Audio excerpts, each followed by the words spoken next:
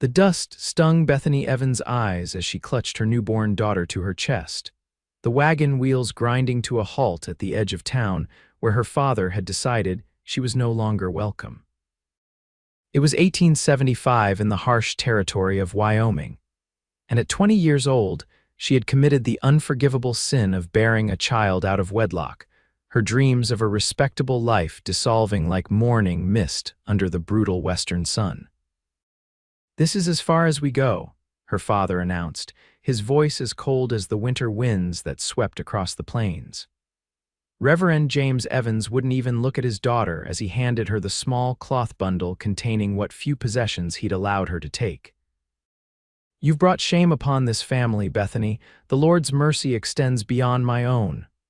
"Father, please," Bethany pleaded, her voice cracking as the baby stirred against her breast. "Catherine is just an innocent child."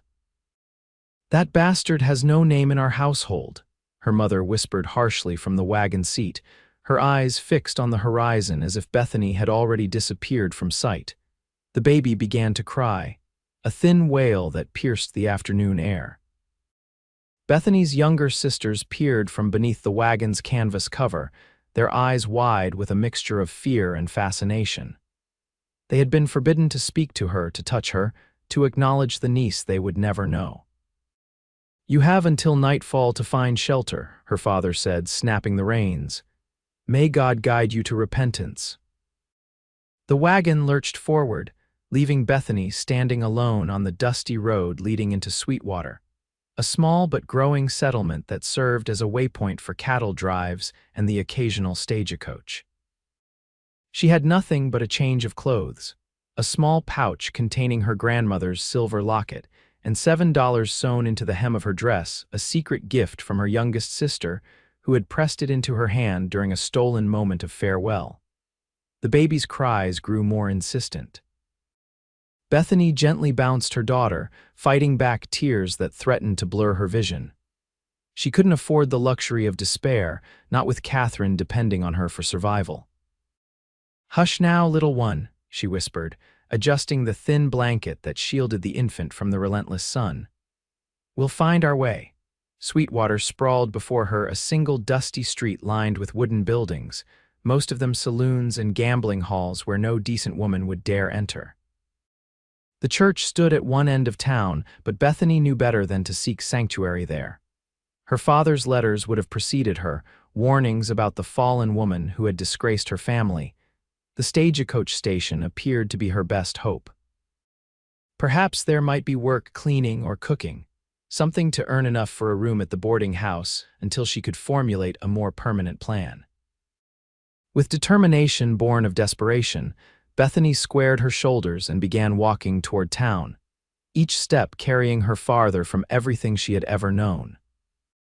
The station master, a balding man with suspenders stretched tight across his substantial belly, barely glanced at her when she inquired about work. "Nothing for a woman with a baby," he said flatly.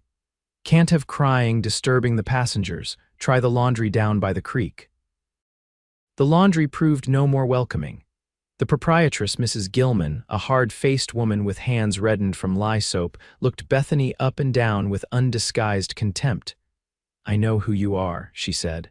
"Reverend Evans' girl. Word travels fast in these parts." "I run a respectable business, miss. Can't be hiring women of your circumstances."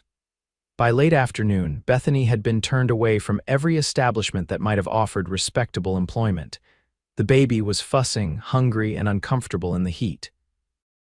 Bethany's own stomach growled with hunger, but she dared not spend any of her precious coins until she had secured shelter for the night.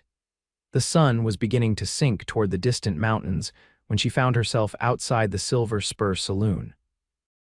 The raucous laughter and piano music spilling through the swinging doors made her cringe, but desperation was a powerful motivator. Perhaps they needed someone to wash dishes or sweep floors, work she could do with Catherine sleeping nearby. Steeling herself against the shame, Bethany approached the back entrance, only to find her path blocked by a woman in a gaudy red dress, her face heavily painted, her blonde hair piled in elaborate curls. "Looking for work, honey." The woman asked, eyeing the bundle in Bethany's arms with something like pity. "Yes, madam," Bethany replied, her voice barely audible over the sounds of the saloon. "With a baby, not likely," the woman said, but her tone had softened.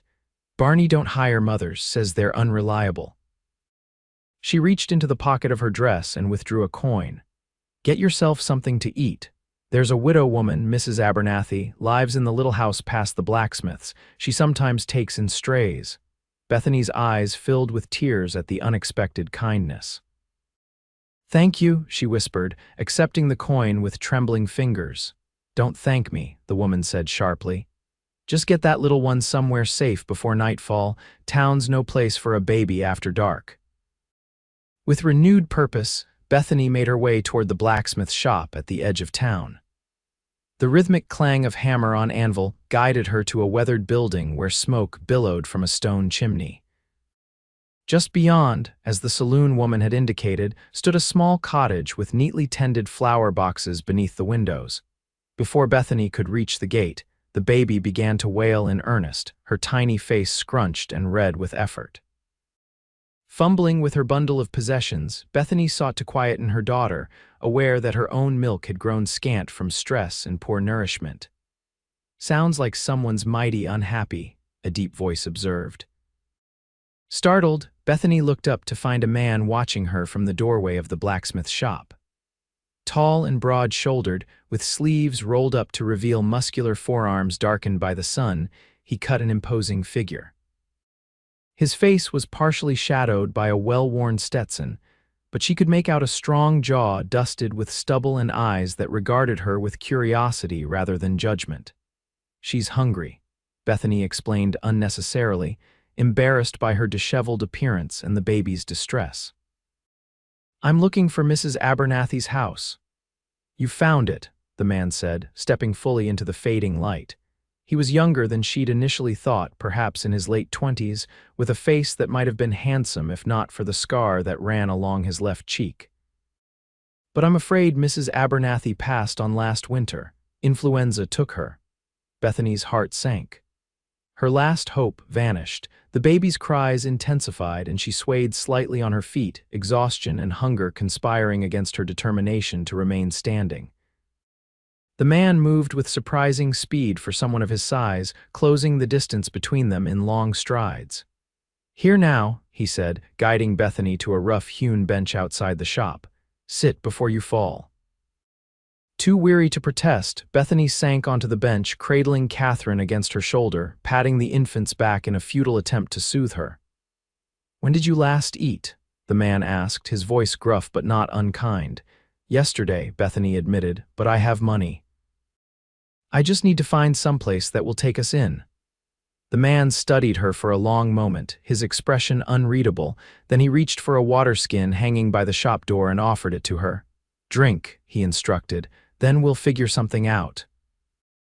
The water was cool and sweet, easing the dryness in Bethany's throat. As she drank, the man disappeared into the shop, returning moments later with a chunk of bread and a wedge of cheese wrapped in cloth. "It's not much," he said, "but it should help until proper supper." "Thank you, mister." Bethany accepted the food with a gratitude that threatened to overwhelm her composure. "Forrester, Flynn Forrester." He removed his hat, revealing hair the color of wheat, cropped short at the sides but longer on top. "I took over the smithy after old Abernathy died. His wife left me the cottage in her will, said I'd been like a son to them." Bethany nodded, taking small bites of the bread and cheese, aware of Flynn Forrester's eyes on her and the baby. She expected questions, demands for explanations, but he simply retrieved a bucket of water from the pump and set it near her feet. "For washing up, if you've a mind to," he said. "I need to finish a job inside, but you're welcome to rest here. Nobody will bother you." Before she could respond, he had retreated into the smithy, the glow of the forge casting his silhouette in sharp relief against the darkening sky. Bethany ate slowly, savoring each bite, then used the water to wash her face and hands, and to dampen a clean corner of Catherine's blanket to cool the baby's flushed skin. The rhythmic sound of hammer on metal resumed, oddly comforting in its constancy. Catherine, soothed by her mother's full attention and the white noise of the blacksmith's work, finally quieted, her tiny fists unclenching as she drifted into sleep. Bethany had nearly dozed off herself when Flynn emerged from the shop, wiping his hands on a rag. The sky had deepened to indigo, stars beginning to pierce the darkness with pinpricks of silver light. "You'll be needing a place for the night," he said, matter-of-factly. "Yes," Bethany agreed, dreading the answer. "Is there an inn nearby that might take us in?" Flynn shook his head. "Nothing suitable for a woman alone with a child." He cleared his throat, seemingly uncomfortable. "I've got the cottage, 2 rooms. You could take the bedroom, and I'll sleep in the forge as I often do when work runs late." Bethany stared at him, searching for signs of impropriety in his offer, but his expression remained earnest, his eyes meeting hers without guile. Still, propriety demanded she refuse. "I couldn't impose," she began, but Flynn cut her off with a raised hand. "It's no imposition. The place sits empty most of the time, and Mrs. Abernathy would have done the same. She was a Christian woman who believed in helping those in need." He gestured toward Catherine. "That little one deserves a proper roof over her head, at least for tonight." The logic was undeniable, but Bethany hesitated. Her father's warnings about the wickedness of men echoed in her memory, yet the same father had abandoned her to the mercies of strangers just hours earlier. "One night," she conceded finally. "I'll pay you what I can." "We'll talk about that tomorrow," Flynn said, gathering her small bundle of possessions. "For now, let's get you both inside before the night chill sets in." The cottage was simple but clean, with a stone fireplace, a small kitchen area, and a bedroom just large enough for a brass bed and a chest of drawers. Flynn quickly built a fire, then excused himself to retrieve supplies from the trading post before it closed for the night. Left alone, Bethany explored her temporary sanctuary. The bedroom contained a quilt-covered bed that looked impossibly inviting after her exhausting day. On the wall hung a framed sampler with the words, "The Lord is my shepherd," worked in faded thread. A rocking chair stood in one corner, and Bethany sank into it gratefully, still holding Catherine against her chest. Flynn returned with a basket containing milk, eggs, bacon, and to Bethany's astonishment, a small bundle of baby clothes and soft flannel for diapers. "Mrs. Henderson at the store has 8 grandchildren," he explained, setting the basket on the table. "She said these belong to the youngest, who's outgrown them." "I don't know how to thank you," Bethany said, overwhelmed by his thoughtfulness. Flynn appeared embarrassed by her gratitude. "No need for thanks, just doing what anyone would do." But they both knew that wasn't true. No one else in Sweetwater had offered help to the disgraced daughter of Reverend Evans and her illegitimate child. After a simple meal of scrambled eggs and bacon, which Bethany insisted on preparing despite Flynn's protests, he excused himself to return to the smithy where he'd made up a pallet for the night. Alone in the cottage, Bethany bathed Catherine in a small basin, dressed her in one of the soft gowns Mrs. Henderson had provided, and settled into the rocking chair to nurse her daughter before bed. As Catherine suckled, Bethany gazed down at her perfect face, the delicate eyelashes resting against plump cheeks, the tiny hand curled possessively around her mother's finger. Love washed over her in a wave so powerful it nearly took her breath away. "We'll be all right," she whispered, pressing a kiss to her daughter's downy head. "Somehow we'll make our way in this world, you and I." Later, lying in the unfamiliar bed with Catherine nestled beside her, Bethany offered a silent prayer of thanks for Flynn Forrester's unexpected kindness. Tomorrow would bring new challenges, but for tonight they were safe and warm, and that was enough.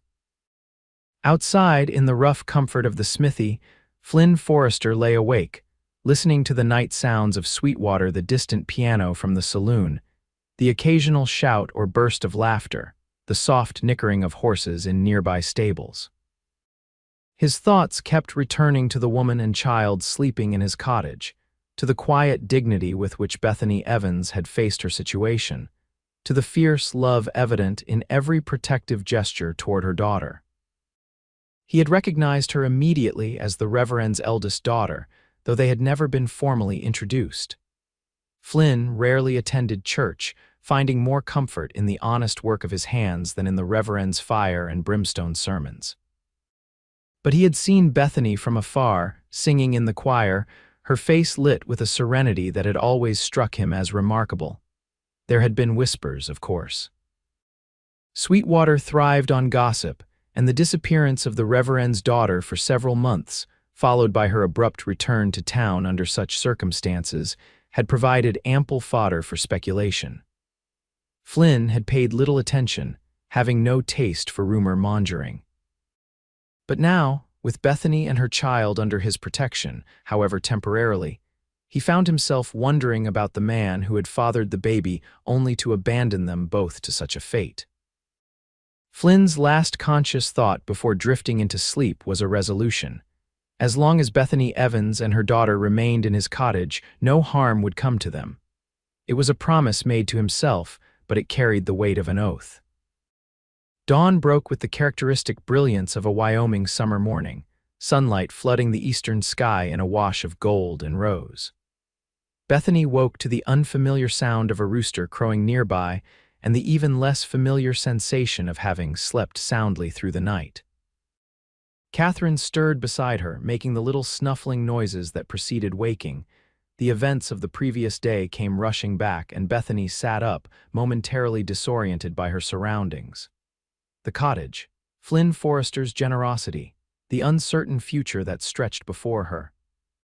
Before she could dwell on these thoughts, a soft knock sounded at the bedroom door. "Miss Evans." Flynn's voice was hesitant. "I've made coffee if you'd care for some, and there's breakfast when you're ready." "Thank you," Bethany called, surprised by this additional kindness. "We'll be out shortly." She dressed quickly in her second-best dress, grateful that it showed fewer signs of travel than the one she'd worn yesterday. After changing and feeding Catherine, she emerged from the bedroom to find Flynn setting a plate of bacon and biscuits on the small table. He had clearly been up for some time, the fire was burning cheerfully, and the scent of fresh coffee filled the cottage. "Good morning," he said, glancing up from his task. He had shaved, Bethany noticed, and changed into a clean shirt, though his trousers still bore the marks of his trade. "Good morning," she replied, suddenly shy in the bright light of day. "You shouldn't have gone to such trouble." Flynn shrugged. "No trouble. I usually eat before starting work anyway." He gestured toward a wooden box lined with blankets that had been placed near the hearth. "Thought the little one might need a place to rest. It's just a crate from the mercantile, but it should serve until something better comes along." Bethany blinked back tears at the thoughtful gesture. "It's perfect," she said, gently laying Catherine in the makeshift cradle. The baby yawned hugely, then settled back to sleep, content after her morning feeding. "She's a good baby," Flynn observed, pulling out a chair for Bethany at the table. "Yes, she is," Bethany agreed, taking her seat. "She rarely cries without cause." They ate in companionable silence for a few minutes, Bethany savoring the simple but satisfying food. Flynn's cooking was basic but substantial, clearly designed to fuel a day of physical labor. "I thought about your situation," Flynn said finally, refilling her coffee cup. "If you're agreeable, I have a proposition." Bethany tensed, her hand tightening around the cup. Despite his kindness, Flynn Forrester remained a stranger, a man about whom she knew very little. "What sort of proposition?" "A business arrangement," he clarified quickly, seemingly aware of her apprehension. "The cottage needs looking after, cleaning, cooking, that sort of thing, and I've been taking my meals at the hotel since Mrs. Abernathy passed, which isn't ideal. You're offering me employment." Bethany asked, hardly daring to hope. Flynn nodded. "Room and board for you and the baby, plus a small wage. In exchange, you'd keep house and prepare meals." He hesitated, then added, "I'd continue to sleep in the smithy, of course. There'd be no impropriety." It was a generous offer, far better than anything Bethany had dared to hope for. Yet she hesitated, aware of how such an arrangement might be perceived in a town already predisposed to think the worst of her. "People will talk," she said quietly. "A single woman living in your cottage, even with these arrangements, it could damage your reputation." Flynn's mouth quirked in what might have been a smile. "Miss Evans, I'm the town blacksmith, not a politician. My reputation rests on the quality of my work, not on who keeps my cottage tidy. Still, Bethany persisted, the gossip, let them gossip, Flynn interrupted, his voice firm. I've never much cared for the opinions of those who have nothing better to do than mind others' business. His expression softened as he glanced toward the makeshift cradle. Besides, that little one deserves a chance, same as anyone. I won't see you both cast out with nowhere to go. Bethany studied him, trying to discern his true motives. His face was open, his gaze steady and direct. There was no hint of calculation or hidden agenda in his manner, only a straightforward offer of assistance that seemed rooted in basic human decency.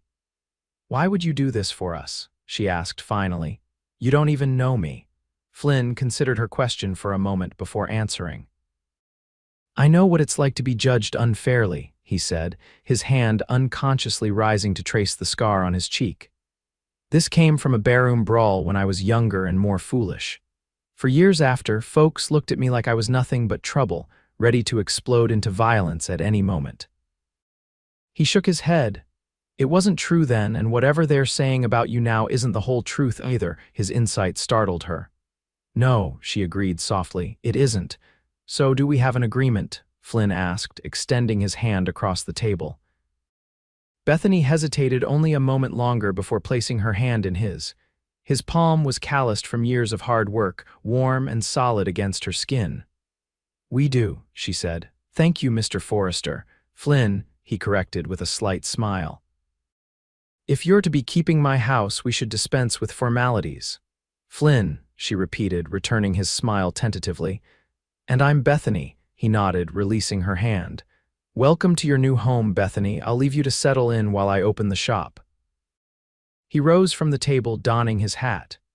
"Oh, and one more thing, what's the little one's name? Seems I should know, since she'll be living under my roof as well." "Catherine," Bethany said, glancing fondly at the sleeping infant. "Her name is Catherine," Flynn nodded, his expression thoughtful. "Catherine," he repeated, testing the name. "It suits her." With that, he departed for the smithy, leaving Bethany to contemplate the unexpected turn her fortunes had taken. The days that followed fell into a rhythm that provided Bethany with a sense of stability she had sorely lacked since discovering her pregnancy.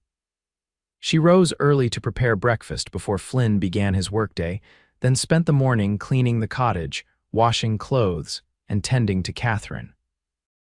In the afternoons, while the baby napped, she baked bread or prepared stews that could simmer slowly until supper time.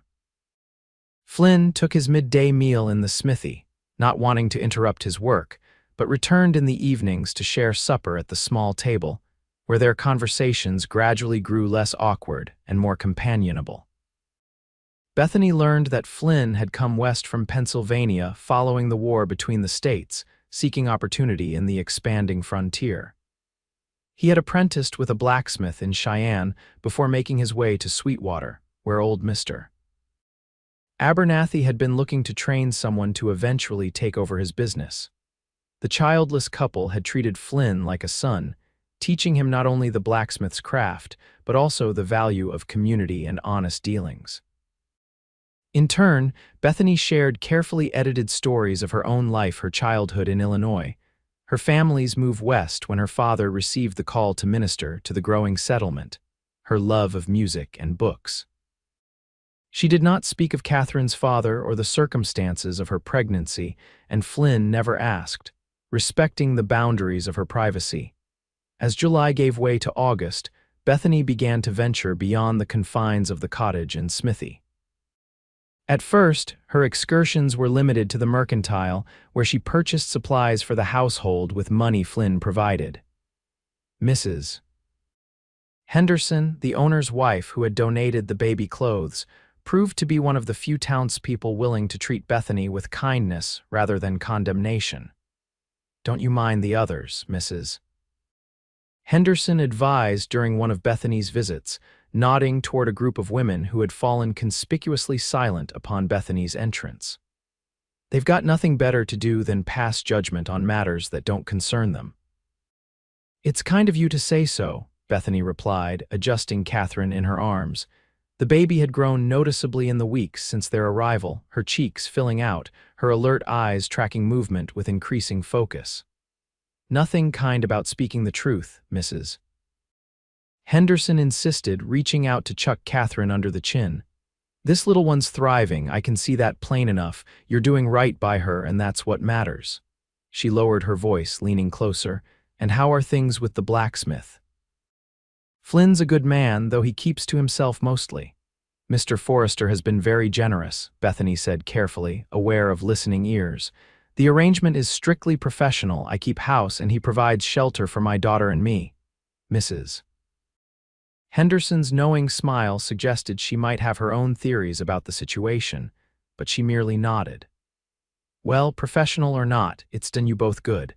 Flynn's looking less like a bear with a sore head these days.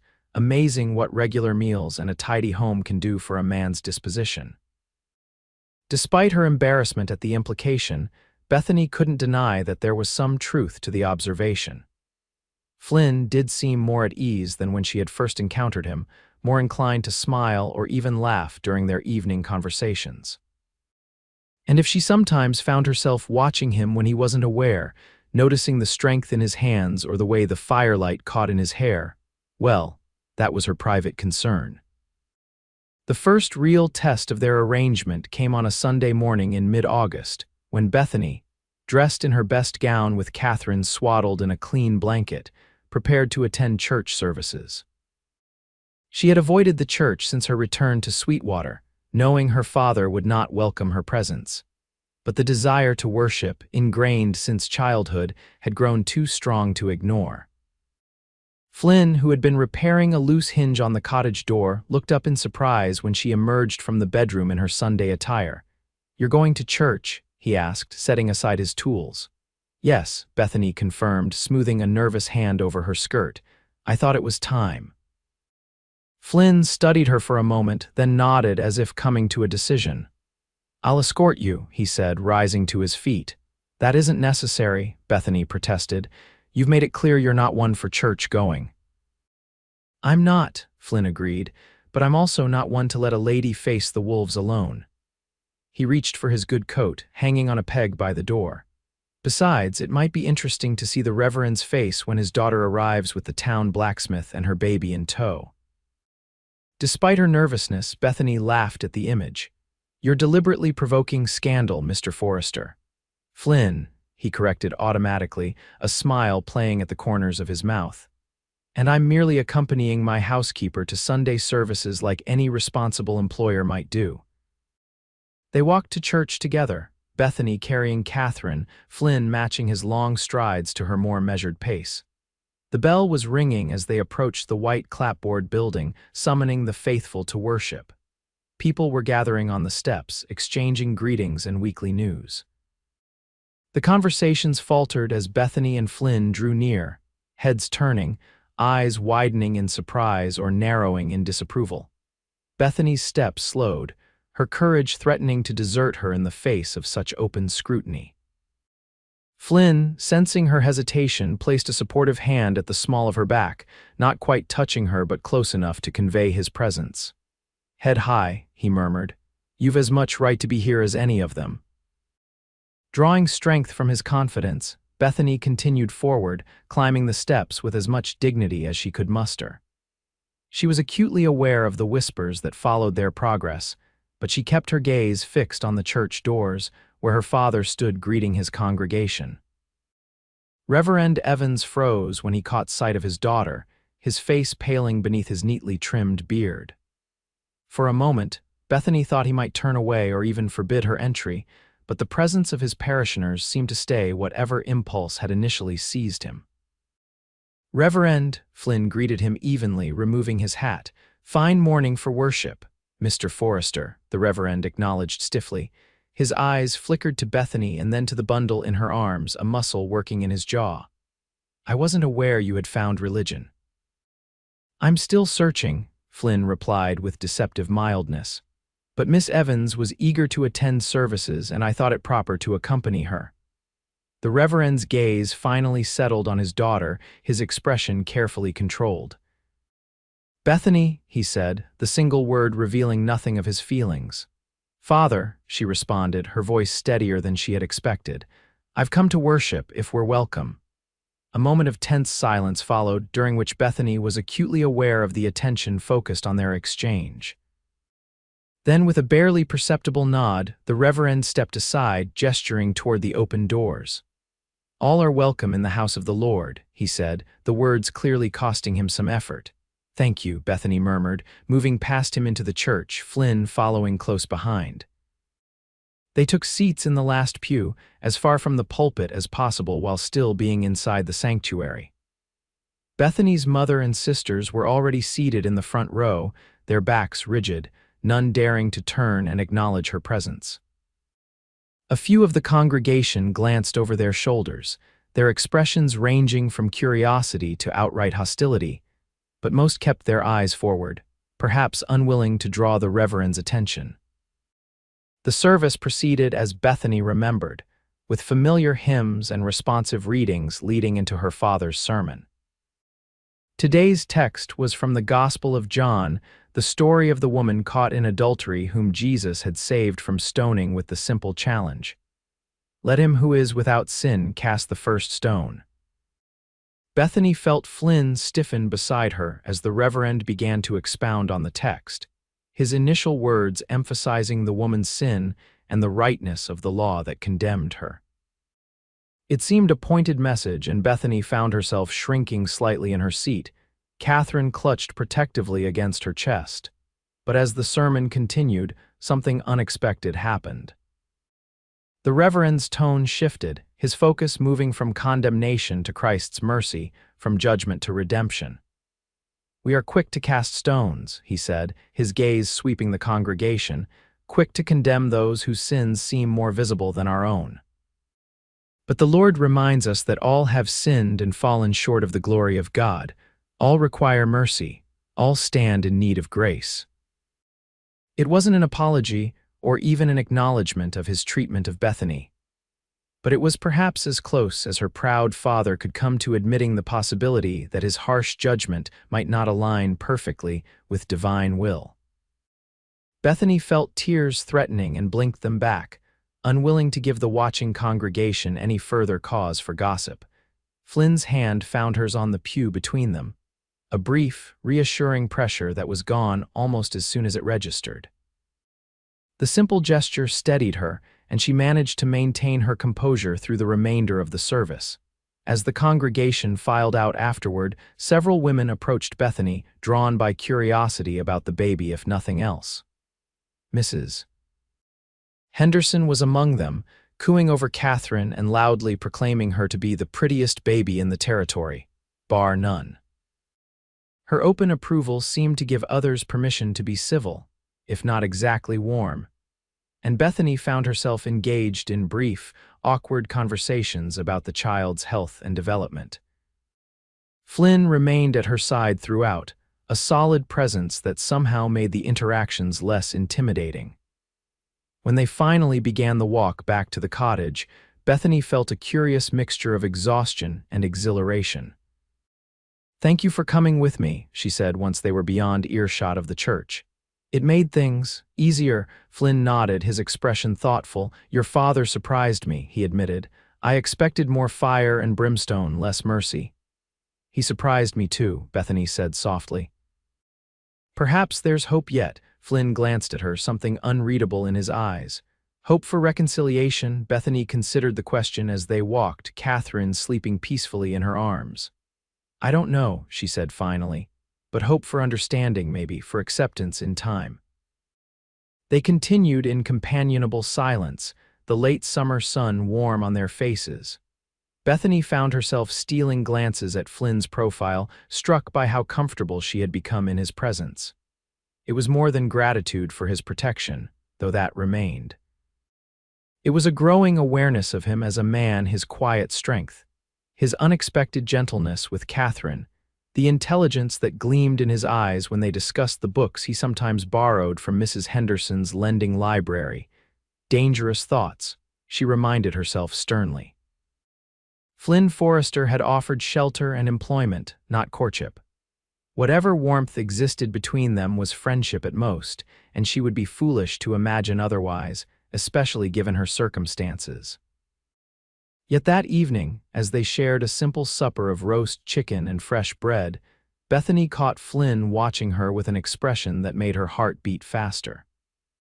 When their hands accidentally brushed as she passed him the salt, the contact seemed to linger, charged with something neither of them was prepared to name.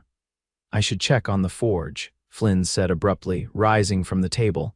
"Make sure everything's properly banked for the night." "Of course," Bethany replied, busying herself with clearing away the dishes to hide her confusion at his sudden departure. "I'll just tidy up here."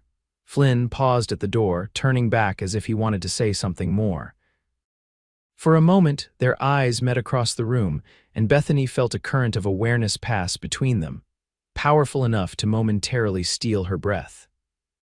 Then Flynn nodded once, almost to himself, and was gone, leaving Bethany to wonder what had just transpired and what it might mean for their carefully constructed arrangement. In the forge, Flynn paced the length of the workspace, running a hand through his hair in frustration. He had not anticipated this complication when he had offered Bethany and Catherine shelter. He had acted out of basic decency, recognizing a fellow human being in distress and providing what assistance he could. It had been a straightforward decision, unclouded by personal feelings. But over the weeks, as he had watched Bethany transform the cottage into a home, observed her unwavering devotion to her daughter, and discovered the quiet strength that allowed her to face the town's judgment with dignity, something had shifted. He found himself looking forward to their evening conversations, enjoying the sound of her laughter, admiring the grace with which she moved through the world despite the burdens she carried. And today, seeing her face in the church, illuminated by a shaft of sunlight through the stained glass windows as she sang the old hymns with evident faith despite everything she had endured, it had awakened feelings Flynn had thought long buried. Feelings he had no right to harbor toward a woman who depended on him for shelter and safety. He would not take advantage of her vulnerable position. He would maintain the boundaries they had established, continue to sleep in the forge, and treat her with the respect she deserved. Anything else would be dishonorable, and whatever else life had made of Flynn Forrester, he still believed in honor.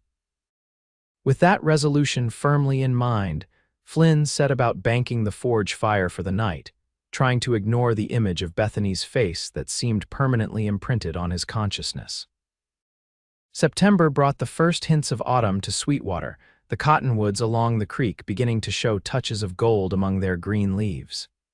The days remained warm, but the nights carried a new crispness that spoke of changing seasons. Catherine, now nearly 4 months old, had become more alert and responsive, rewarding her mother and Flynn with toothless smiles that never failed to delight them both. Bethany had established a cautious routine of attending church each Sunday, sometimes accompanied by Flynn, sometimes going alone with Catherine when Flynn's work required his attention. The initial shock of her return to the congregation had faded, replaced by a wary acceptance that, while far from welcoming, at least allowed her to worship without feeling like a spectacle. Her father maintained a formal distance, acknowledging her presence with a nod but making no attempt at private conversation. Her mother remained aloof, though Bethany occasionally caught her stealing glances at Catherine during services, a flicker of something like longing crossing her otherwise composed features. Her sisters, constrained by parental authority, limited their interactions to hesitant smiles and whispered greetings when they thought themselves unobserved. It was progress of a sort, Bethany supposed, though far from the reconciliation she sometimes allowed herself to imagine in unguarded moments. Still, the regular presence at church had other benefits, gradually reintegrating her into the community in small but significant ways. Mrs. Henderson remained her most vocal supporter, but others had begun to thaw, particularly as they witnessed Bethany's devotion to her child and her modest, hard-working approach to her changed circumstances. The arrangement with Flynn continued to function smoothly on the surface. though Bethany was increasingly aware of an undercurrent of tension that had nothing to do with practicalities, and everything to do with the feelings she could no longer deny were developing. She found herself watching for his return in the evenings, taking extra care with meals she knew he particularly enjoyed, treasuring the moments when he would hold Catherine, his large hands cradling the infant with surprising tenderness. It was foolish, she knew. Flynn had given no indication that he saw her as anything more than a responsibility he had assumed out of kindness. If he sometimes lingered over supper, engaging her in conversations that stretched late into the evening, it was likely just appreciation for companionship after a day of solitary work. If his eyes occasionally followed her movements with an intensity that made her flush, it was probably nothing more than natural male awareness of a woman sharing his living space. Bethany was determined not to misinterpret these signs or to burden Flynn with unwanted attention. He had done more than enough for her and Catherine. The last thing he needed was a lovesick woman complicating what had been a straightforward arrangement. These thoughts occupied her mind as she hung laundry to dry in the yard behind the cottage one crisp September morning. Catherine lay nearby on a blanket spread in a patch of dappled shade, contentedly waving her arms at the leaves shifting in the gentle breeze above her. The rhythmic clang of Flynn's hammer provided a familiar backdrop to the domestic scene, punctuated occasionally by the whinny of a horse brought to the smithy for shoeing. Bethany was so absorbed in her task and her thoughts that she didn't immediately notice the approaching rider until the horse's hooves sounded on the packed earth of the yard. Turning, she found herself facing a well-dressed man astride a handsome bay gelding, his expression curious as he surveyed the domestic scene before him. "Good morning," he called, tipping his hat. "I'm looking for Flynn Forrester. The fellow at the general store said I'd find him here." "Yes, he's in the smithy," Bethany replied, gesturing toward the building where Flynn worked. "Just follow the sound of the hammer." The stranger dismounted with easy grace, looping his reins over the hitching post before approaching Bethany with an outstretched hand. "Daniel Harrington," he introduced himself. "Flynn and I served together during the war." "Bethany Evans," she responded, briefly clasping his hand. "I keep house for Mr. Forrester." Daniel's eyebrows rose slightly at this information, his gaze moving from Bethany to Catherine on her blanket and back again with undisguised speculation. Before he could comment, however, Flynn emerged from the smithy, alerted by the sounds of conversation in the yard. "Danny." He called, recognition and surprise evident in his voice. "Is that really you, in the flesh, old friend?" Daniel confirmed, turning to greet Flynn with a hearty handshake that quickly transformed into an embrace. "It's been too long." 7 years at least, Flynn agreed, clapping his friend on the back before stepping away to study him. "You're looking prosperous. Life must be treating you well." Daniel laughed, a warm, open sound that matched his easy manner. "Can't complain. Banking suits me better than soldiering ever did." He glanced around at the smithy and cottage. "And you've done well for yourself too, I see. Your own business, a fine home." His eyes flickered meaningfully toward Bethany. "Charming company." Flynn's expression tightened almost imperceptibly. "Miss Evans is my housekeeper," he said, his tone neutral but definite. "She and her daughter have rooms in the cottage while I sleep in the smithy." "Ah," Daniel said, having the grace to look slightly abashed at his presumption. "My apologies, Miss Evans. I didn't mean to imply anything improper." "No offense taken, Mr. Harrington," Bethany assured him, though she felt a flush rising in her cheeks. "If you gentlemen will excuse me, I should see to dinner preparations. Mr. Harrington, you're welcome to join us if your business in Sweetwater permits." "Most kind," Daniel replied with a warm smile. "I'd be delighted to accept." Bethany gathered Catherine from her blanket and retreated to the cottage, leaving the two men to their reunion. As she prepared a stew that could be stretched to accommodate an unexpected guest, she found herself curious about this link to Flynn's past. He rarely spoke of his experiences during the war, deflecting questions with vague references to having done his part like many others. Daniel Harrington might provide insights into the man Flynn had been before coming to Sweetwater, before the scar that marked his face, and the reserve that sometimes seemed like a wall between him and the world.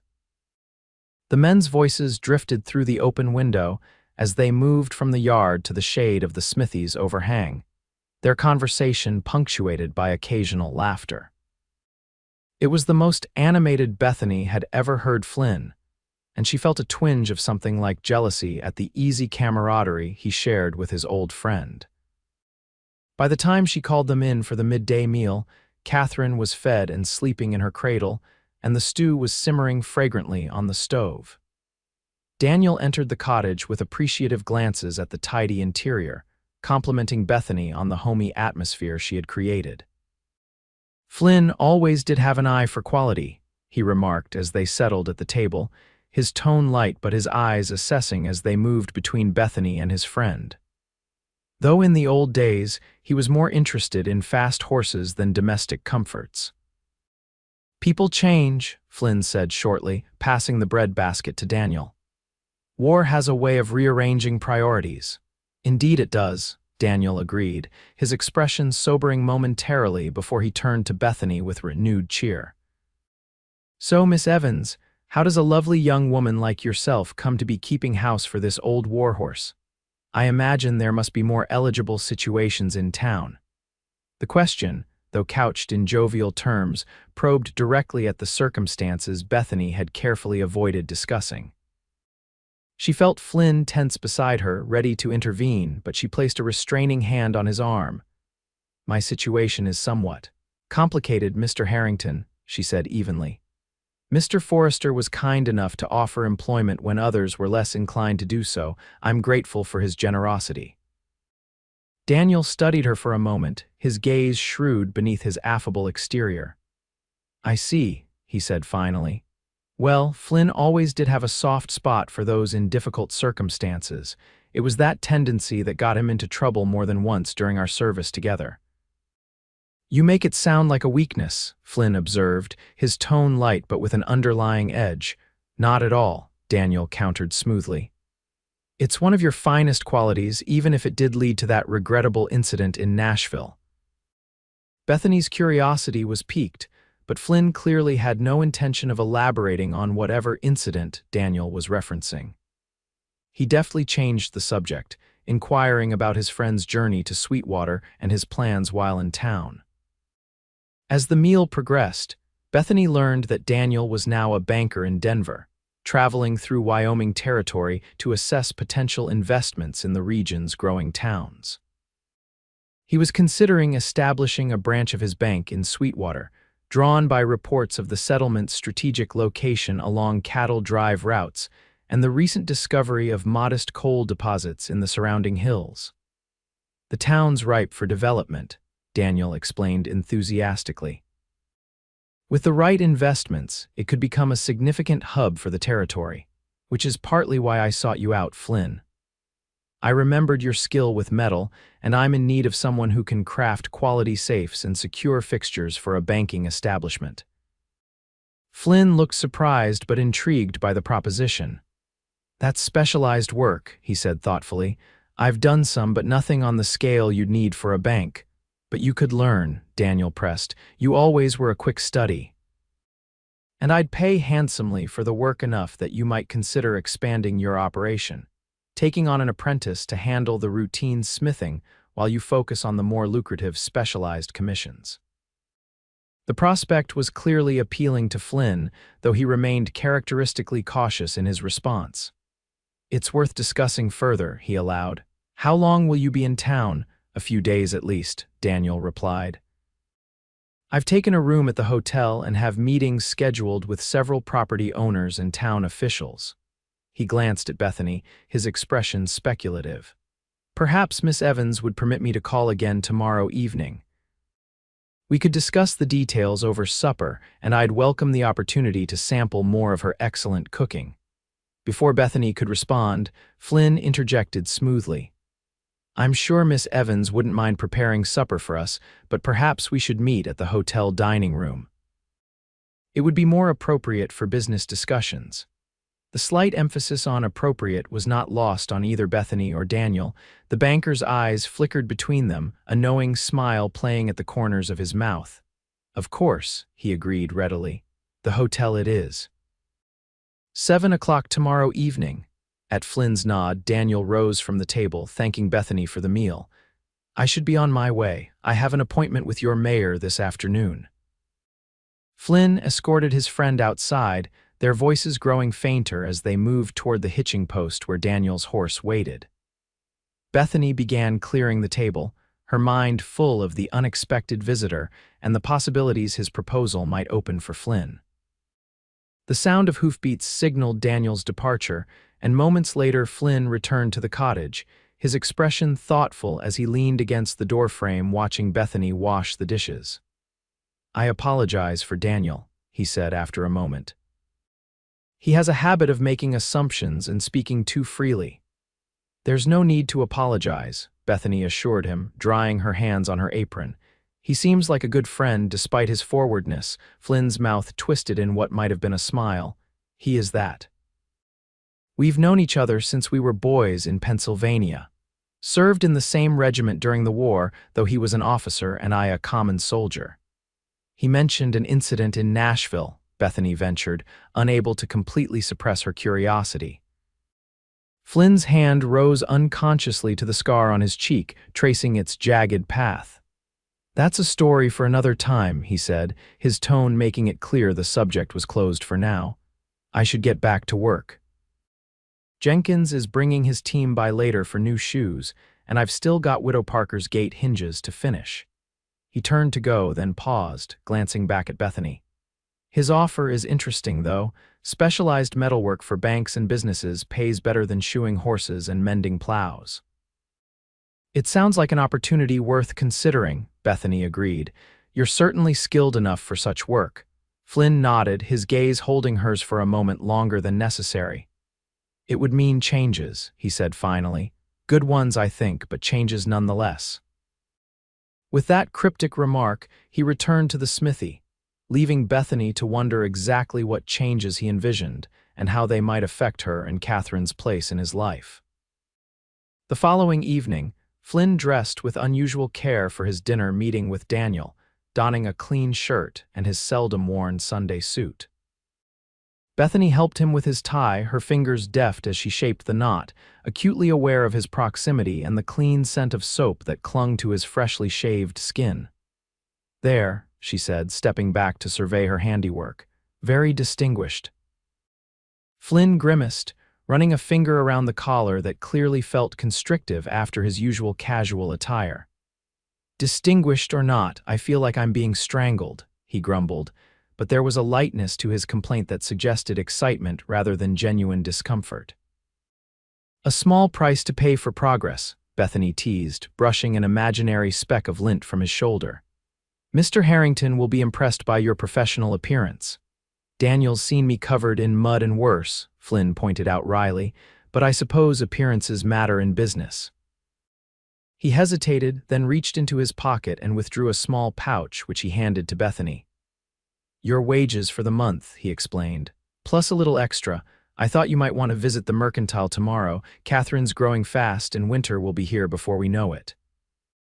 Bethany accepted the pouch, surprised by its weight. This is too much, she protested, feeling the coins through the soft leather. It's what you've earned, Flynn insisted, and what you'll need for the child as she grows. Before Bethany could argue further, a knock at the door announced Catherine's awakening from her evening nap. Go, she urged Flynn. You don't want to be late for your meeting. I'll see to Catherine. Flynn nodded, retrieving his hat from its peg. At the door, he paused, turning back to Bethany with an expression she couldn't quite interpret. Wait up for me, he asked, the request carrying a weight that seemed disproportionate to the simple words. Of course, Bethany promised, puzzled but willing. I'll keep the lamp burning. With a final nod, Flynn departed, his footsteps crunching on the gravel path that led toward town. Bethany attended to Catherine, changing and feeding her before settling into the rocking chair with a mending basket, trying not to speculate too much about the discussion taking place at the hotel and what it might mean for their future. Despite her best intentions, her mind kept returning to Flynn's parting request. Wait up for me. Such a small thing, yet it had felt significant somehow, as if he had news he was eager to share, decisions he wanted to discuss. The thought both excited and unsettled her. Change was inevitable, she supposed, but the life they had constructed over the past months had become precious to her in ways she hadn't anticipated. The cottage felt like home, and Flynn had become far more than an employer or benefactor. He was a friend, a presence she had come to rely on, a man whose approval mattered to her in ways that sometimes frightened her with their intensity. If Daniel's proposal meant Flynn would be expanding his business, taking on different work, perhaps even moving to larger premises, where would that leave her and Catherine? The hours crept by, Catherine sleeping peacefully in her cradle while Bethany alternated between mending and reading, her attention frequently straying to the window where she could see the lights of town glowing in the distance. It was nearly 10 o'clock when she heard footsteps approaching, followed by the sound of the door opening and Flynn's familiar tread in the entryway.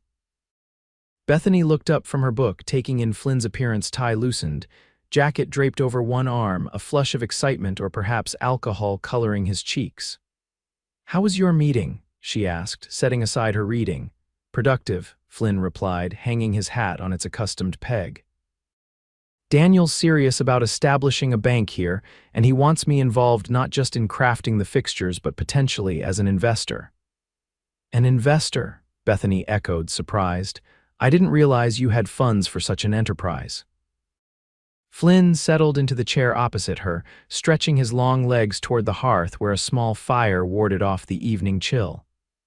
"I've saved most of what I've earned since coming to Sweetwater," he explained, "living simply with few expenses. And my parents left me a modest inheritance that I've never touched. It's not a fortune, but it's enough to buy a stake in a promising venture." "That's wonderful," Bethany said sincerely, genuinely happy for the opportunity that had presented itself to him. "You deserve success after all your hard work." Flynn studied her for a moment, his expression unreadable in the lamplight.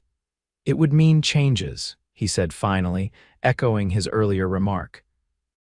"The bank would be located on Main Street, and Daniel suggests I move my smithy operations closer to it for convenience and visibility. There's a property available near the edge of town larger than what I have here, with a proper house instead of just the cottage." "I see," Bethany said carefully, trying to keep the disappointment from her voice. "That makes sense from a business perspective. The house has 4 bedrooms," Flynn continued, watching her closely, "more than enough space for a family." Bethany's hands stilled in her lap, her heart suddenly racing. "A family," she repeated, unsure if she was interpreting his meaning correctly. Flynn leaned forward, his gaze intent on her face.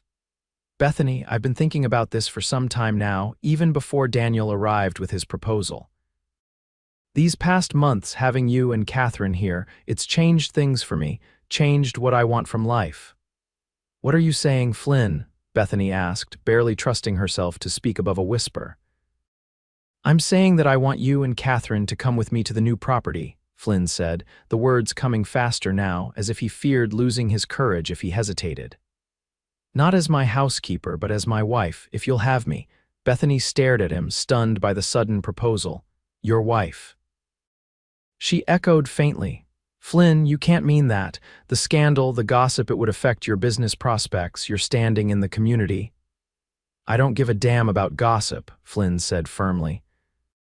"And any business that would suffer because of who I choose to marry isn't one I care to be involved with.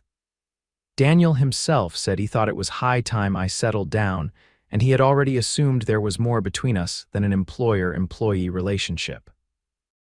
"But Catherine is part of the package," Flynn interrupted, his expression softening. "That little girl has wound herself around my heart as surely as her mother has. I'd be proud to raise her as my own, to give her my name and all the protection that comes with it." Tears welled in Bethany's eyes, blurring her vision. "Why would you do this?" she asked, needing to understand his motivations before she could allow herself to hope. "Is it pity, some sense of obligation because you took us in when no one else would?" Flynn rose from his chair, crossing to kneel before her, taking her hands in his. "It's neither pity nor obligation," he said, his voice rough with emotion. "It's love, Bethany, plain and simple. I love your strength, your kindness, your devotion to your child. I love the way you sing when you think no one is listening, and how you stand up to the town's judgment with your head held high. I love coming home to find you here, and I hate leaving each night for the cold emptiness of the forge." A tear spilled down Bethany's cheek, followed by another. "I never dared hope," she whispered. "After everything that happened, I thought no decent man would want me, especially with another man's child." "Then you underestimated this particular man's capacity for loving what others foolishly reject," Flynn said, reaching up to brush away her tears with gentle fingers. "Catherine isn't a burden to be tolerated, Bethany. She's a gift, you both are." The word struck Bethany with particular force, remembering how her father had refused even to name her daughter, referring to her only as that bastard. How different Flynn's perspective was, seeing not shame but blessing, not judgment but acceptance. "I love you too," she admitted, the words both frightening and freeing as they left her lips. "I've tried not to, knowing my situation, but I couldn't help myself." Flynn's smile transformed his face, erasing the habitual reserve and lighting his eyes with a joy Bethany had never seen there before. "Then say yes," he urged, squeezing her hands.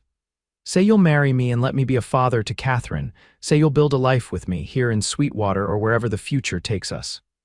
"Yes," Bethany whispered, and then more strongly, "Yes, Flynn Forrester, I will marry you." With a sound that was half laugh, half sigh of relief, Flynn gathered her into his arms, holding her close as if afraid she might vanish if he loosened his embrace. When he finally drew back, it was only far enough to frame her face with his hands, his gaze searching hers for a moment before he lowered his mouth to hers in a kiss that was tender yet fiercely possessive.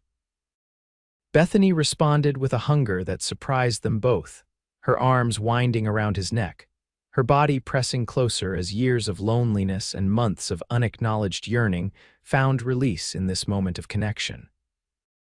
When they finally parted, both were breathing heavily, their faces flushed with more than just the heat of the fire. "I should go," Flynn said reluctantly, resting his forehead against hers.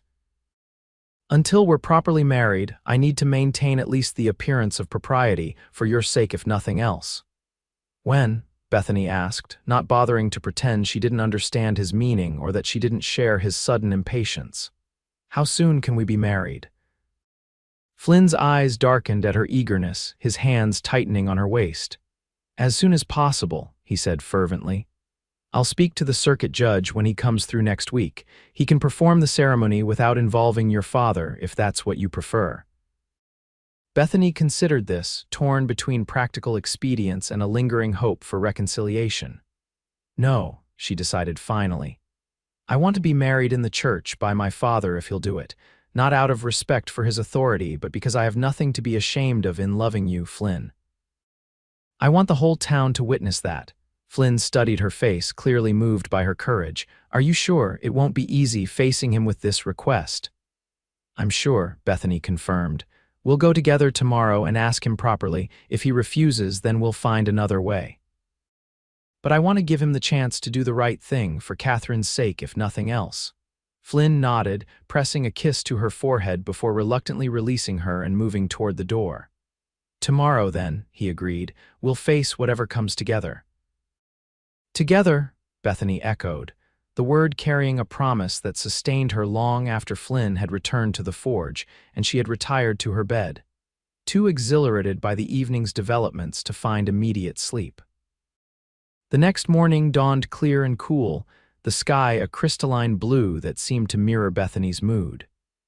She dressed with special care, selecting her best day dress and arranging her hair in a style that emphasized its natural waves.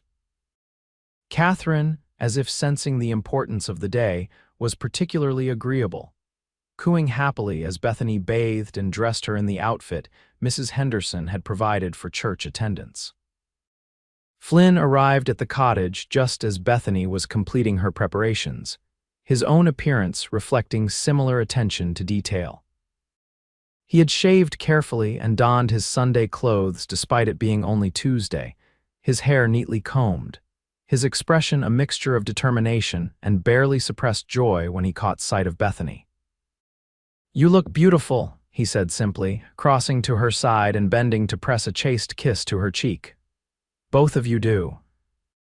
"And you look very handsome," Bethany returned, smoothing a non-existent wrinkle from his lapel, still somewhat amazed that she now had the right to such gestures of intimacy. "Are you ready for this?" "As ready as I'll ever be to face the Reverend Evans in his own territory," Flynn replied with a wry smile. "But for you and Catherine, I'd face far worse." They walked to the parsonage together, Flynn carrying Catherine while Bethany gathered her courage for the confrontation ahead. The minister's house stood adjacent to the church, a modest two-story structure distinguished mainly by its well-tended garden, the pride of Bethany's mother. It was her mother who answered their knock, her eyes widening in surprise at the sight of her daughter and the blacksmith standing on her doorstep with Catherine between them. For a moment, Bethany thought she detected a softening in her mother's usually stern countenance, a flicker of longing as her gaze settled on the baby who was, after all, her first grandchild. "We've come to speak with Father," Bethany said, keeping her voice steady despite the flutter of anxiety in her stomach. "Is he at home?" Mrs. Evans hesitated, clearly torn between ingrained disapproval and maternal instinct. Finally, she nodded, stepping back to allow them entry. "He's in his study," she said. "I'll tell him you're here." She disappeared down the hallway, leaving them standing in the formal parlor where Bethany had spent countless hours practicing piano and entertaining the occasional suitor under her parents' watchful eyes. How different things were now, she reflected, glancing at Flynn, who stood examining a daguerreotype of the Evans family taken several years earlier, before their move west. "You were just as pretty then," he observed quietly, noting her gaze. "But there's a strength in you now that wasn't visible before." Before Bethany could respond, footsteps in the hallway announced her father's approach. The Reverend entered the parlor with the measured tread that had always signaled his more solemn pronouncements. His expression guarded as he took in the tableau before him his daughter, the blacksmith, and the infant who represented both his greatest disappointment and, though he would never admit it, his deepest regret. "Bethany," he acknowledged with a slight nod. "Mr. Forrester, to what do I owe this unexpected visit?" Flynn stepped forward, his posture straight, his manner respectful but not deferential. "Reverend Evans, I've come to ask for your daughter's hand in marriage," he said, getting directly to the point. "I love Bethany and her child, and I want to make them my family in the eyes of God and the community." The Reverend's eyebrows rose slightly, the only indication of his surprise at this forthright declaration. "Indeed," he said after a moment's consideration, "and does my daughter return these sentiments?" "I do, Father," Bethany confirmed, moving to stand beside Flynn, drawing strength from his solid presence. "Flynn has been kind to us when others were not, but this isn't about gratitude or convenience. I love him, and I believe we can build a good life together, the three of us." Her father's gaze shifted to Catherine, who was regarding him with solemn eyes from the security of Flynn's arms. Something flickered across the older man's face, a complex emotion that might have been regret or longing or simply the recognition of how much had been lost through pride and rigid adherence to principles that perhaps had not fully accounted for human frailty and divine mercy. "And the child's father?" he asked finally. "What of him?" Bethany stiffened, but Flynn's hand at the small of her back steadied her. "He made his choice when he learned of my condition," she said evenly. "He wanted no part of us then, and he has forfeited any right to be part of our lives now." The Reverend nodded slowly, as if this confirmed something he had already suspected. "And you, Mr. Forrester, you're prepared to take on another man's child, to give her your name and raise her as your own." "I am," Flynn replied without hesitation. "Catherine is an innocent in all this, deserving of love and protection. I intend to provide both, along with everything else a father should give his daughter." A tense silence followed this declaration, broken unexpectedly by Mrs. Evans, who had been hovering in the doorway, ostensibly to offer refreshments but clearly intent on witnessing the exchange.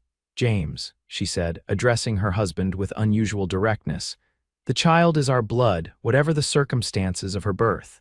And Mr. Forrester is offering our daughter honorable marriage. Surely that counts for something in the eyes of the Lord." The Reverend turned to his wife, surprise evident in his expression. It was perhaps the first time in their long marriage that she had openly questioned his judgment in matters of faith and family. The moment stretched, fraught with the potential for further division or unexpected reconciliation.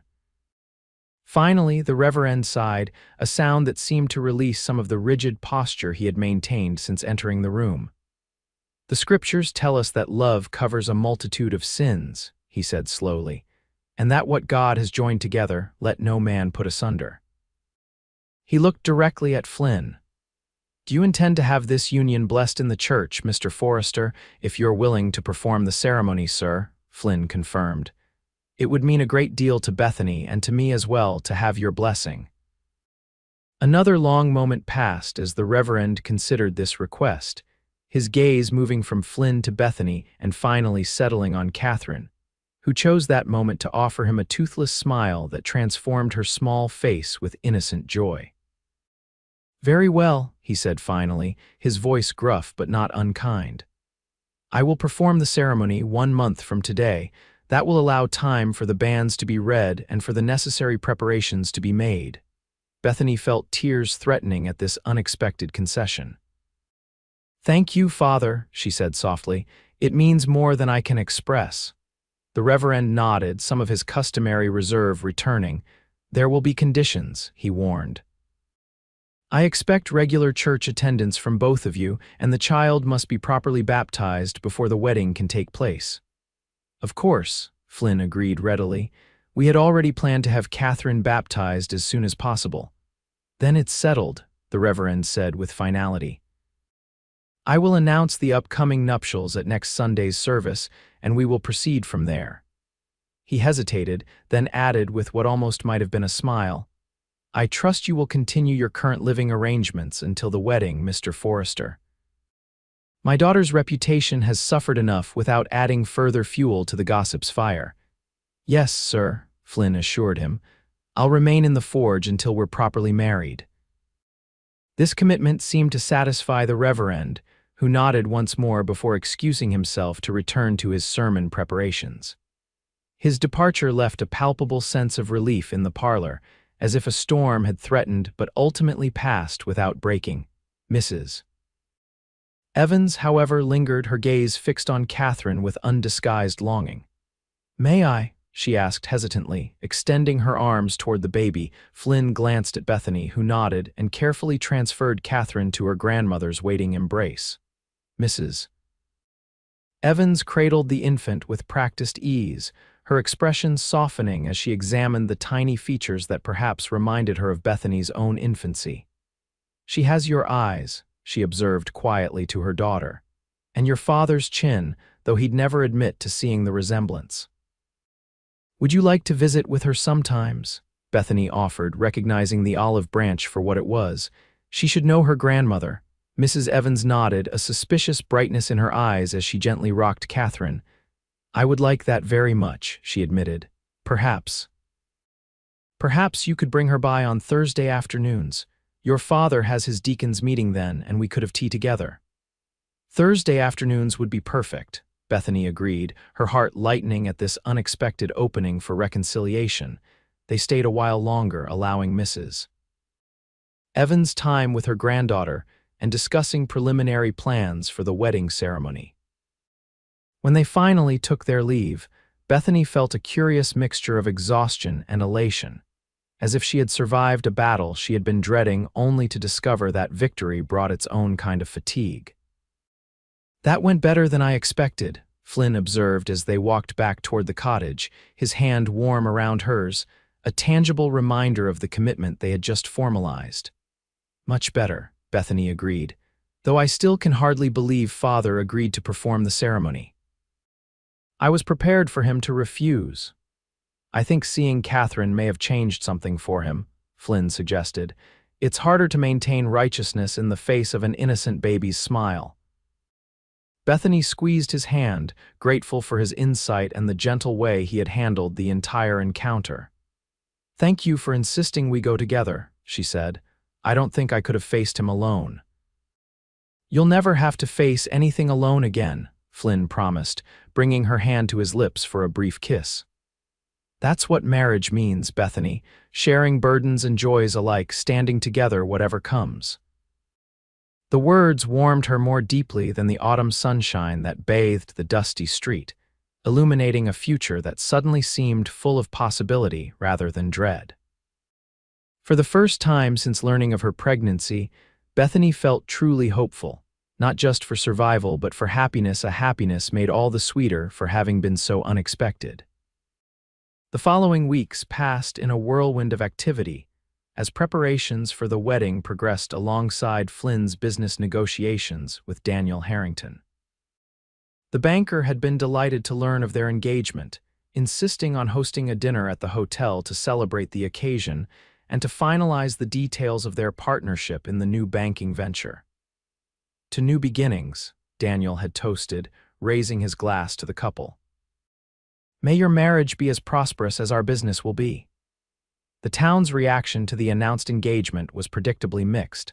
Some, like Mrs. Henderson and the other merchants with whom Flynn had cultivated good relationships over the years, offered sincere congratulations. Others maintained a disapproving distance, clearly skeptical of the blacksmith's motives in marrying the disgraced daughter of the town's minister.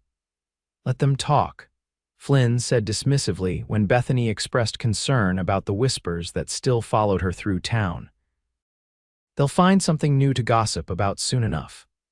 True to his word, Flynn continued to sleep in the forge while Bethany and Catherine remained in the cottage, though their evenings now often extended late into the night as they planned their future together.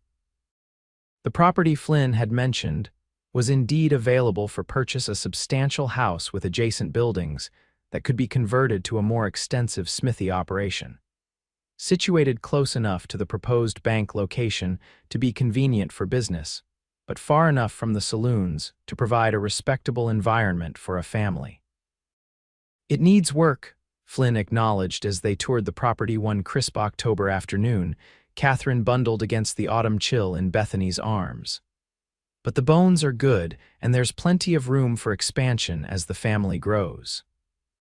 The casual reference to future children sent a warm flutter through Bethany's chest. She had sometimes feared that Catherine would be her only child, that no man would want to father additional children with a woman who had already proven her moral weakness.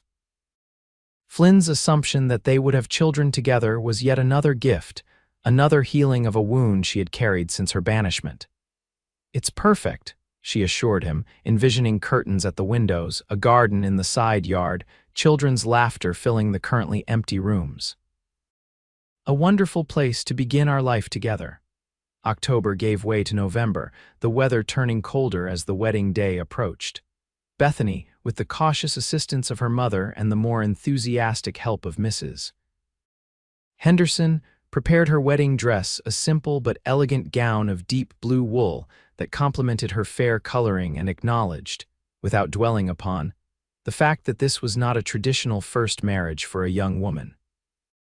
Catherine was baptized the Sunday before the wedding, her father and mother standing as godparents while Flynn stood proudly beside them, his face reflecting a joy that matched Bethany's own as the water was sprinkled over the baby's dark curls.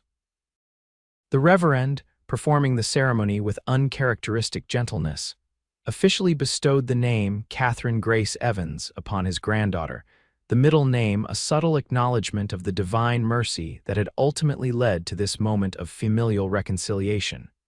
Mrs. Evans wept openly during the baptism, reaching for her husband's hand in a rare public display of emotion that suggested the healing was not limited to her relationship with her daughter, but extended to the marital bond that had been strained by their differing responses to Bethany's situation. The wedding day dawned clear but cold, the ground frosted with the first hint of the winter to come.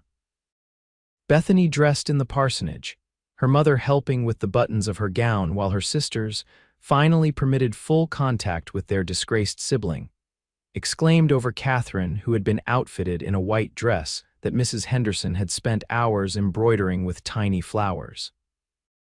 "You look beautiful," her youngest sister Mary assured her, arranging the simple veil that would cover Bethany's upswept hair. "Flynn won't be able to take his eyes off you." "He's a good man," her mother added, adjusting the collar of Bethany's dress with fingers that trembled slightly. "Your father and we've come to see that. We were wrong to send you away as we did." It was the closest thing to an apology that Bethany had received, and she accepted it as such, embracing her mother with genuine forgiveness. "It's in the past now," she said softly. "Today is about new beginnings, not old hurts." The church was surprisingly full when they arrived, curiosity having drawn even some of the more disapproving townspeople to witness the unusual ceremony. Flynn waited at the altar, his back straight, his expression a mixture of nervousness and anticipation that melted into pure adoration when he turned to see Bethany walking down the aisle on her father's arm, Catherine in her mother's arms just behind them. The ceremony itself was brief but meaningful, the Reverend setting aside his usual stern demeanor to speak eloquently of love's redemptive power and the sacred nature of the commitment being made not just between man and woman, but to the child they would raise together. When Flynn and Bethany exchanged vows, their voices were clear and confident, carrying to the farthest corners of the small church. And when Flynn slipped the simple gold band onto Bethany's finger, his hands were steady, his eyes holding a promise that went far beyond the words they had just spoken. "I now pronounce you man and wife," the Reverend declared, and for the first time in Bethany's memory, a genuine smile softened her father's austere features. "What God has joined together, let no man put asunder." Flynn's kiss was brief but tender, mindful of their surroundings yet conveying a depth of feeling that brought color to Bethany's cheeks and elicited a few knowing chuckles from the congregation. As they turned to face the assembled witnesses as husband and wife, Bethany caught sight of Daniel Harrington in one of the back pews, his expression one of unfeigned delight at his friend's happiness. The reception that followed at the hotel dining room, hosted jointly by Daniel and the Reverend in a symbolic union of secular and spiritual approval, was more festive than many had expected. Music and dancing continued well into the evening, with even some of the previously disapproving townspeople offering congratulations and small gifts to the newlyweds. Through it all, Catherine was passed from arms to arms, admired and cooed over by people who had once shunned the very mention of her existence. Bethany watched with quiet amazement as her daughter charmed even the most reluctant hearts, her innocent smiles and grabbing fingers dissolving prejudices that no amount of reasoning could have penetrated. "She's going to be a beauty like her mother, Mrs. Henderson predicted, bouncing Catherine gently. "And with Flynn for a father, she'll have the good sense to match her looks." "Speaking of Flynn," Daniel interjected with a meaningful glance toward the clock, "isn't it about time you two made your escape?" "The hotel's finest suite awaits the bride and groom, courtesy of your most devoted friend and business partner." Bethany blushed at the implication, but Flynn merely laughed, clapping Daniel on the shoulder. "Always practical, Danny," he observed, "but you're right, it's time we were going." He turned to Bethany, his expression softening. "Ready to begin our life together, Mrs. Forrester?" The name, heard for the first time, sent a thrill through Bethany that had nothing to do with the champagne she had sipped during the toasts. "Yes," she said simply, reaching for his hand. "More than ready." They made their farewells, leaving Catherine in the care of her grandmother, who had insisted on keeping the baby overnight to allow the newlyweds privacy for their first evening as husband and wife.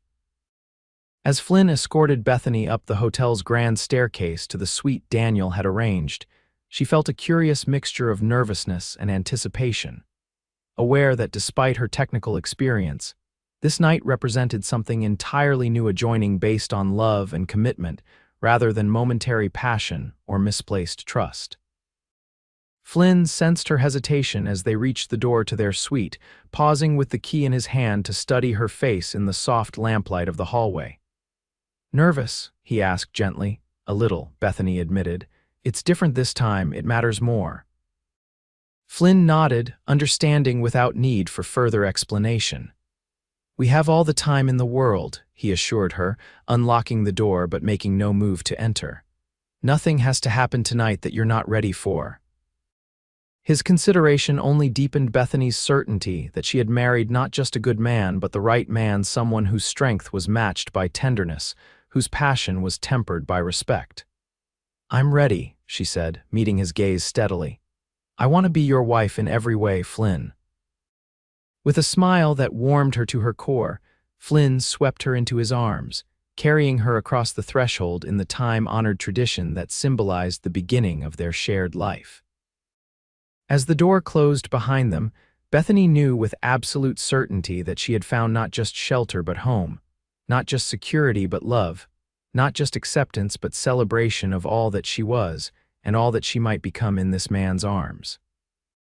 In the years that followed, as Sweetwater grew from a dusty settlement to a thriving town, the Forresters became fixtures in the community.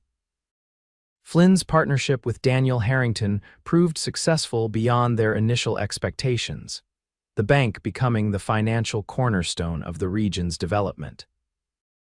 The expanded smithy, now employing 3 journeymen and 2 apprentices, specialized in the high-quality metalwork that had become Flynn's trademark, while still providing essential services to the ranchers and homesteaders who formed the backbone of the local economy. Relations with the Evans family continued to improve over time, the Reverend's initial reluctance giving way to genuine affection for his son-in-law and undisguised doting on his grandchildren. Sunday dinners at the parsonage became a tradition, the extended family gathering to share news and strengthening bonds that had once seemed irreparably broken. Catherine, raised with no secret made of her origins, but with the unshakable security of Flynn's love and legal protection, grew up without the shadows that might have haunted a child in her position. On her 16th birthday, Flynn presented her with a locket containing miniature portraits of herself as an infant and Flynn on their first meeting, a tangible reminder of the day he had first called her gift and taken her into his heart. "You were the catalyst that brought your mother and me together," he told her, fastening the locket around her neck. "The greatest gift I've ever received, even before I fully understood what you would mean to me. Do you ever regret it?" Catherine asked, the question reflecting a momentary vulnerability beneath her usual confidence. Taking on another man's child, facing the gossip, the judgment, Flynn's answer was immediate and firm. "Never," he said, cupping her cheek in his calloused palm. "Not for a single moment." "You are my daughter in every way that matters, Catherine. The circumstances of your birth are far less important than the person you've become and the joy you've brought to our family." From the doorway, Bethany watched this exchange with tears in her eyes, overcome anew by the magnitude of the blessing that had come disguised as disaster all those years ago. What had seemed like the end of all her hopes had proven to be merely the beginning of a life richer and more fulfilling than she could have imagined on that dusty road outside Sweetwater, alone with her newborn and an uncertain future.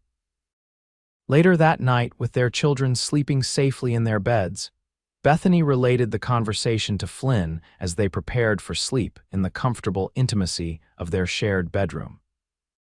"You've been everything a father could be to her," she said, brushing her hair at the dressing table while Flynn watched from their bed. "More than I ever dared hope for when we first met. She made it easy," Flynn replied with a smile. "Loving her was as natural as breathing from the moment I first held her." His expression grew more serious as he added, "I sometimes think about him, you know, the man who fathered her but never knew what he was giving up. His loss has been my immeasurable gain." Bethany set down her brush, moving to join her husband in their bed, settling into the circle of his arms with the practiced ease of long familiarity. "I used to think of him with anger," she admitted, "but now I can almost find gratitude in my heart." If he had stood by me, I would never have known what it is to be truly loved, truly cherished, as you have loved and cherished us. Flynn tightened his embrace, pressing a kiss to her temple. From the moment I saw you standing there with Catherine in your arms, something in me recognized something in you, he said softly. Not just beauty or need or courage, though you had all of those in abundance. It was as if some part of my soul that had been waiting awakened and said, there she is. There's your family. And here we are, Bethany murmured, leaning up to kiss him with all the tenderness and passion that 18 years of marriage had only deepened rather than diminished. Your family, now and always. Outside their window, stars scattered across the Wyoming sky like diamonds on velvet, witnesses to the journey that had brought them from strangers to lovers to partners in the truest sense of the word. And in the nursery down the hall, Catherine Forrester, for she had taken Flynn's name legally on her 12th birthday at her own insistence, slept with her new locket clutched in her hand. Secure in the knowledge that she was not a burden to be endured but a gift to be treasured, the living embodiment of a love story that had begun with an act of kindness on a desperate day and blossomed into a legacy that would endure for generations to come.